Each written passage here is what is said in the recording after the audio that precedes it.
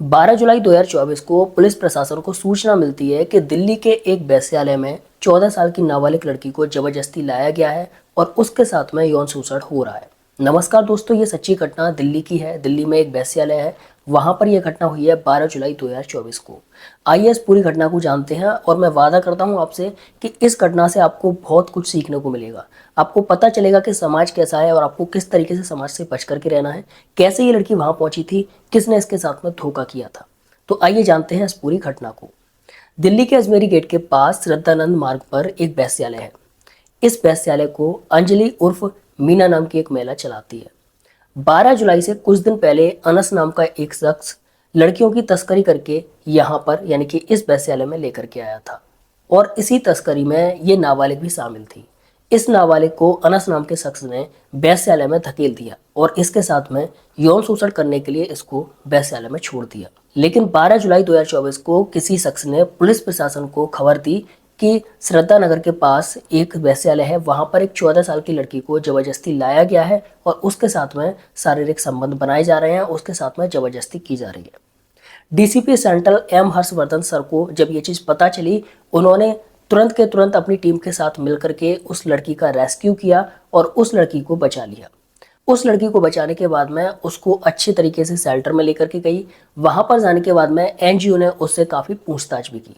जब एनजीओ के काउंसलर ने वहां पर पूछताछ की उस लड़की से, तो उस लड़की ने बताया कि मैं उत्तर प्रदेश की बिजनौर में रहने वाली लड़की हूँ और मेरे माँ बाप नहीं है, मैं अनाथ हूँ। मैं काम की तलाश में दिल्ली आई थी और दिल्ली में रह करके मैं काम करना चाहती थी, क्योंकि मेरे पास ऐसी कोई व्यवस्था नहीं थी बिजनौर में जिससे कि मैं अपना पालन पोषण कर सकूं। जब मैं दिल्ली आई तो दिल्ली में आने के बाद में मुझे स्टेशन पर अनस नाम का एक शख्स मिला। जब ये शख्स मिला तो ये मुझको नौकरी का दावा करने लगा और मुझसे कहने लगा कि मैं तुम्हें नौकरी दिलाऊंगा, तुम मेरे साथ चलो। मैंने इस अनस नाम के शख्स की बात को मान लिया और मैं इसके साथ में आ गई। जब मैं पहुंची तो मैंने देखा एक वेश्यालय पर बहुत सारी लड़कियां हैं और सारी की सारी छोटे छोटे कपड़ों में हैं। जब मैंने ये सीन देखा तो मैं रोने लगी और डर गई थी। जब मैं डर गई थी तो मैंने बाहर से भागने की कोशिश करी, लेकिन ये शख्स नहीं माना और इसने मुझे अंजलि उर्फ मीना की नाम की महिला को बेच दिया, जिसकी उम्र महज 42 साल थी। पुलिस को ये सारी चीज़ें पता होने के बाद में पुलिस ने इस लड़की का मेडिकल कराया है और अंजलि उर्फ मीना, जो कि वेश्यालय चालक है, उसको गिरफ्तार कर लिया है। ये लड़की जो थी ये कैसे फंसी थी, सबसे पहले हम ये चीज़ समझते हैं।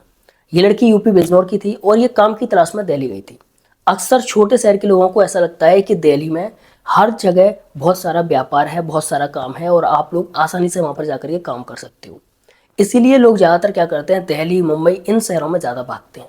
लेकिन ये नहीं जानते कि जितने बड़े ये शहर हैं, जितने यहाँ पर बिजनेस हैं, जितने यहाँ पर काम है, उतने ही ज़्यादा यहाँ पर क्राइम है। ये लड़की भी वही गलती कर चुकी थी। ये स्टेशन पर जाने के बाद में एक शख्स से मिली, उस शख्स ने इसको बहला फुसला करके वेश्यालय में ले जा करके छोड़ दिया। मैं आप सभी लोगों से कहना चाहूँगा कि अगर आप फीमेल हैं, आप लड़की हैं और आपके आगे पीछे कोई नहीं है, तो आपको सबसे पहले महिला विभाग में, महिला आयोग में कॉन्टैक्ट करना चाहिए, जिससे कि आप सुरक्षित रह सकें लाइफ टाइम के लिए। क्योंकि अगर आप महिला आयोग से जुड़ी रहेंगी, महिला विभाग से जुड़ी रहेंगी, तो वहाँ पर वो हो सकता है कि कोई आपको अच्छी नौकरी दिलवा दें, जिससे कि आपका पालन पोषण हो सके। इसके अलावा जब आप उनकी नज़र में रहोगी तो आपका जो डेटा है वो उनके पास रहेगा। मान लो कभी आपके साथ में कुछ गलत होता है तो पुलिस वहाँ पर जा करके आपके बारे में पता कर सकती है। समाज में जिस तरीके से क्राइम हो रहे हैं, जिस तरीके से मैं सभी क्राइम को एनालिसिस कर रहा हूँ, उस बेसिस पर मैं आपको बता रहा हूँ कि आपको कभी भी किसी भी अनजान शख्स के कहने में नहीं आना है। चाहे आप स्टेशन पर हैं, चाहे आप ट्रेन में हैं, चाहे आप बस में हैं, चाहे आप कहीं पर भी किसी अनजान शख्स से मिलते हैं, हमेशा ध्यान रखना कि अपने आप को बचा करके रखना है। आपको किसी भी शख्स के कहने में नहीं आना, किसी भी शख्स की बातों में नहीं आना।